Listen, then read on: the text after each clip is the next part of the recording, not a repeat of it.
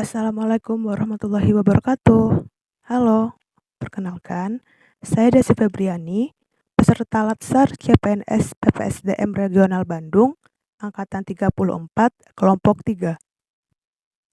Kali ini, saya akan mempresentasikan hasil kerja saya mengenai analisis isu efektivitas kinerja individu berdasar tupoksi. Selamat menyaksikan. Sebelum kita membahas mengenai analisis isu, kita harus tahu dulu apa pengertian isu. Menurut KBBI, isu adalah masalah yang dikedepankan untuk ditanggapi. Ada beberapa tahapan dalam penyelesaian isu. Pertama, identifikasi masalah. Kedua, menapis isu. Ketiga, mendalami dan menganalisis isu.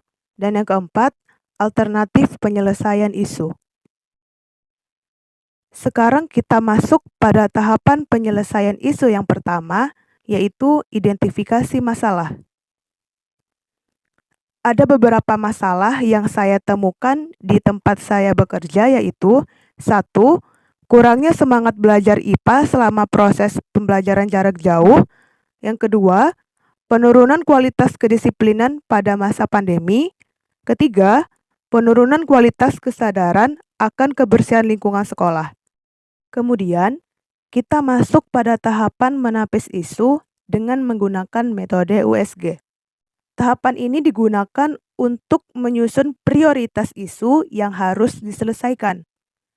USG merupakan singkatan dari urgensi, yaitu seberapa mendesak suatu isu harus dibahas, seriousness, seberapa serius isu harus dibahas, dan growth, seberapa besar kemungkinan memburuknya isu tersebut jika tidak ditangani.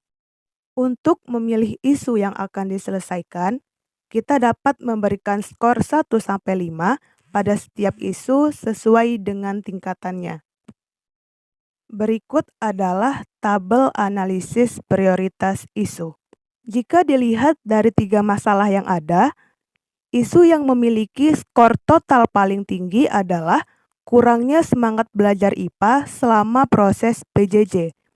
Oleh karena itu, isu inilah yang akan kita selesaikan untuk selanjutnya.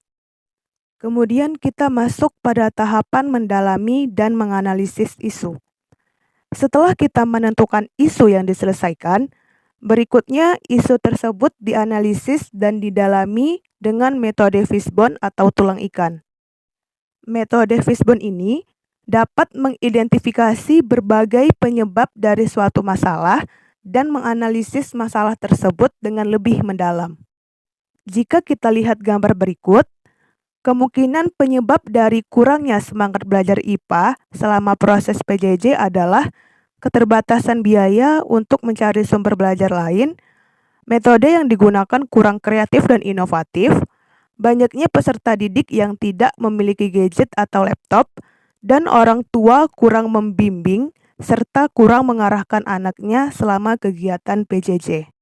Selanjutnya, isu tersebut dianalisis menggunakan metode SWOT yang digunakan untuk mengevaluasi, mengklarifikasi, dan memvalidasi perencanaan yang telah disusun sesuai dengan tujuan yang ingin dicapai. Yang pertama yaitu kekuatan, di mana guru dapat membuat media pembelajaran lebih menarik dan inovatif agar dapat menarik peserta didik untuk lebih semangat dalam belajar. Yang kedua yaitu kelemahan, di mana alat penunjang atau fasilitas untuk melaksanakan PJJ sangat terbatas. Yang ketiga yaitu peluang. Dengan PJJ, secara tidak langsung dapat terbentuk jiwa kemandirian peserta didik. Dan yang terakhir, ancaman. Peserta didik merasa bosan dan tidak fokus untuk belajar selama PJJ. Kita masuk pada tahap terakhir yaitu alternatif penyelesaian isu. Kita dapat menentukan alternatif penyelesaian isu dengan menggunakan tabel rekomendasi alternatif penyelesaian isu.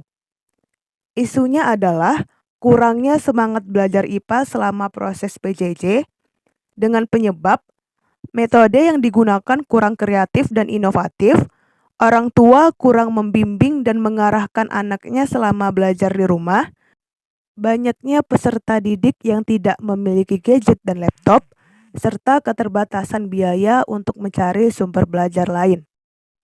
Alternatif penyelesaiannya yaitu, yang pertama, guru membuat proses pembelajaran lebih kreatif, inovatif, dan menarik.